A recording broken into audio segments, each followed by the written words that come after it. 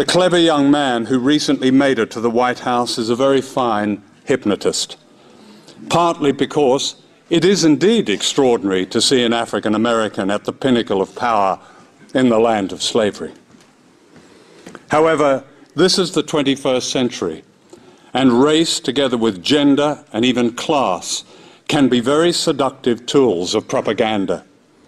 For what is so often overlooked and what matters, I believe, above all, is the class one serves.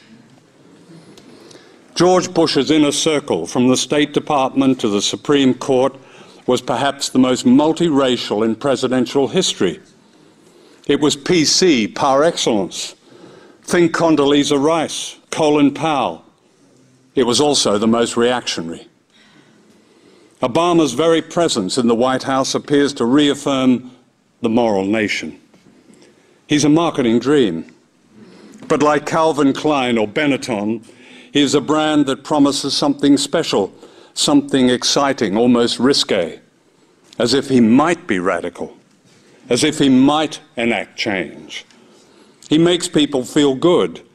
He's a postmodern man with no political baggage, and all that's fake. In his book, Dreams from My Father, Obama refers to the job he took after he graduated from Columbia in 1983.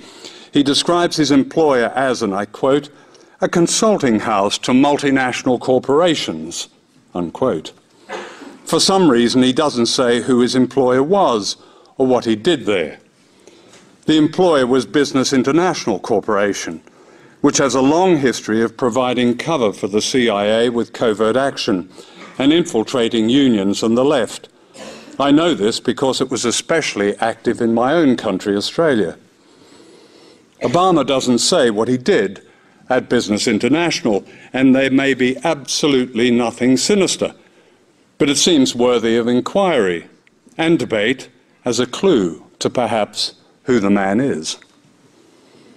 During his brief period in the Senate, Obama voted to continue the wars in Iraq and Afghanistan.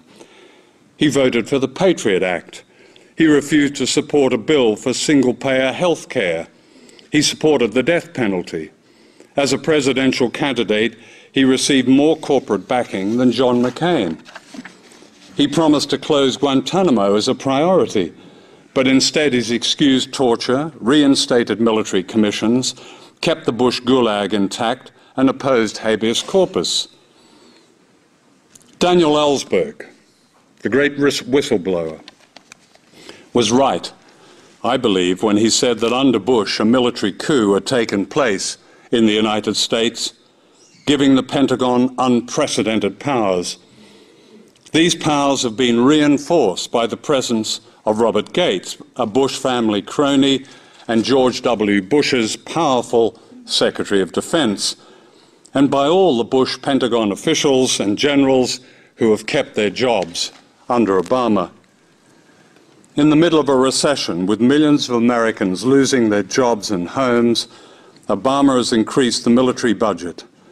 In Colombia, he is planning to spend $46 million on a new military base that will support a regime backed by death squads and further the tragic history of Washington's intervention in that region. In a pseudo event in Prague, Obama promised a world without nuclear weapons to a global audience mostly unaware that America is building new tactical nuclear weapons designed to blur the distinction between nuclear and conventional war. Like George Bush, he used the absurdity of Europe threatened by Iran to justify building a missile system aimed at Russia and China. In another pseudo-event at the Annapolis Naval Academy, decked with flags and uniforms, Obama lied that America had gone to Iraq to bring freedom to that country. He announced that the troops were coming home. This was another deception. The head of the Army, General George Casey, says with some authority that America will be in Iraq for up to a decade. Other generals say 15 years.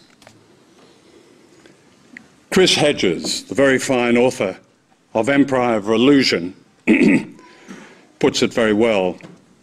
President Obama, he wrote, does one thing and brand Obama get you to believe another.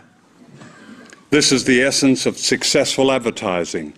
You buy or do what the advertiser wants because of how they make you feel, unquote.